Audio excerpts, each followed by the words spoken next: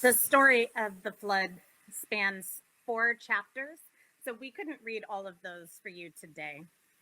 You heard about the end of the flood in today's beautiful readings, and we will get there. But first, I wanted to read you this, which is the beginning of this story. The Lord saw that the wickedness of humankind was great in the earth. The Lord saw that the wickedness of humankind was great in the earth. The Lord saw that the wickedness of humankind was great in the earth, and that every inclination of the thoughts of their hearts was only evil continually. And the Lord was sorry that the Lord had made humankind on the earth, and it grieved the Lord to the Lord's heart. So the Lord said, I will blot out from the earth the human beings I have created, people together with animals and creeping things and birds of the air, for I am sorry that I have made them. But Noah found favor in the sight of the Lord. Now, the earth was corrupt in God's sight, and the earth was filled with violence. And God saw that the earth was corrupt, for all flesh had corrupted its ways upon the earth. And God said to Noah, I have determined to make an end of all flesh, for the earth is filled with violence because of them. Now I am going to destroy them along with the earth. Make yourself an ark. Will you please pray with me? Holy God, are we on the ark? Because the earth is filled with violence and corruption again. Help us to see your bow in the sky. And may the words of my mouth and the meditations of our hearts be acceptable to you, O God, our rock and our Redeemer. Amen. I just want to say this phrase again, because it really stuck with me this week. The Lord saw the wickedness of humankind. The earth was corrupt in God's sight. The earth was filled with violence. All flesh had corrupted its ways upon the earth, and this just feels really deep to me right now. Today, I'm going to deal with it as best I can, and I'm going to deal with this by addressing 3 things about how this text is sitting with me today, and I'll tell you what those 3 things are. Number 1, how could it have gotten that bad? Number 2, who's responsible? And number 3, what can we learn from this story? So let me start with the first. We learn that there is a catastrophic flood sent to wipe out all of humanity. Why? Because humanity became that wicked.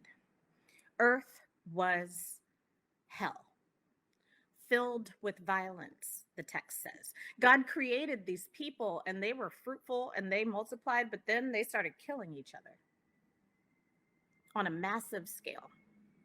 And God kept watching souls that were sent up to heaven that were coming too quickly, and there was no leadership, none whatsoever. Now, there would have been people in charge, but humanity had become a death cult. The people were following a pact of death and destruction, and the death cult was this wickedness. It got so bad that there was just no point in fixing it. And this leads me to my second point, which is on who's responsible. And for years, I have sat with this text and read it the way I wanted to. I decided that the writers of Genesis were misattributing the calamity that they knew historically to God. I decided this. And to some, including who I felt like the writers of Genesis were, to some, the only way to get themselves through or to explain something this terrible is to understand it as God's will. So I thought of the Genesis writers as simple enough to do this. And so God saw fit to practically destroy the earth. I guess that was God's will. I convinced myself that thinking was wrong. How? And what I want to admit confessionally is that I really had turned my back on the power of wickedness. I allowed myself to believe from my position of privilege that things could never be that bad. Not so bad as Genesis 6 describes. But then I had to sit more directly with what the text from Genesis 6 was telling me, which is it actually was that bad. And the wickedness was so pervasive, the leadership so poor. There was no one to help, no way to right the ship, no example to follow, nothing left to do. It was so bad that God saw only one solution, which was to wipe them away. That's what the text says. And maybe at least in heaven, God could show them peace. But on the earth, it seemed that there was no way out. And I have to say, maybe for the first time in my life, I'm starting to understand God's perspective as reflected in the story of Noah. I'm watching my neighbors join death cults. I'm watching my family and friends in Texas and Oklahoma and Arkansas and Louisiana under completely failed leadership that seems to think some deaths, especially our deaths and the deaths of my people, are just fine, so long as they can make a buck and stay in power. I'm watching people placing leaders who are fine with violence and killing and the violence of COVID, so long as they can stay in charge. And I'm watching the power of the wicked grow and become entrenched. And I'm witness now to the kind of wickedness that, if it grows, which it will, could make God say, I got to wipe this away. It's the only way to save my people. I'm starting to see how God might have thought this.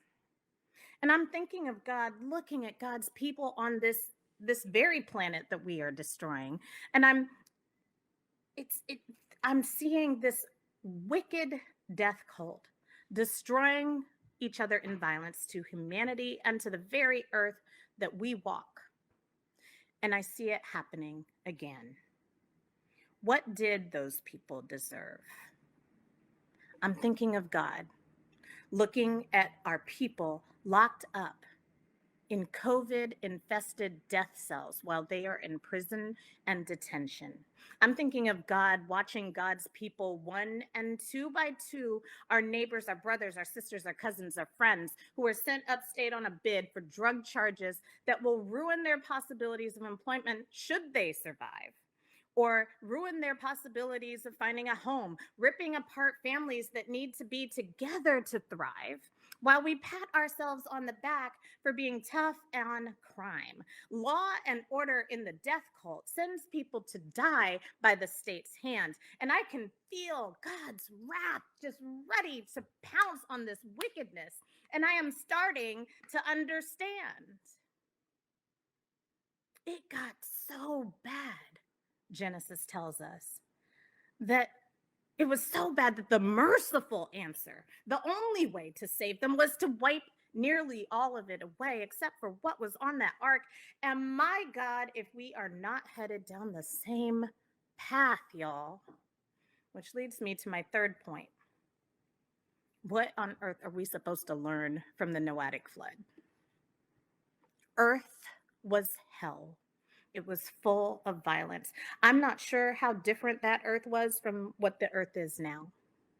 What I do know is what God said about what God would do the next times God saw this. The flood may have been merciful because it sent the people back to the Lord, but at the end of the flood, God made a promise we need to remember. Even if wickedness floods the earth again, even if the people exact violence upon each other, even if they destroy the beautiful green planet that I gave them to toil and to care for, even if, God says, even if, I will never cause this kind of calamity again, which means If you start to see the violence, if you see the hell you're creating beginning to freeze over, if the climate changes so that the rains won't stop and the floods keep coming and the waters roll and all of these things, if any of this should come to pass, you need to know God is saying that this wasn't me. The violence and the destruction, that is not God. But people love to blame God for things, to explain it away. They obviously don't know anything about this promise, about the bow in the sky. They see a rainbow and they run. They refuse God's point and they lie on God. They lie about God and they increase their wickedness and the death cults grow. But God said, I promise. I will not hurt you. I will not destroy you. Y'all are experts at that yourselves. And what do we learn from this? I think we teach the babies.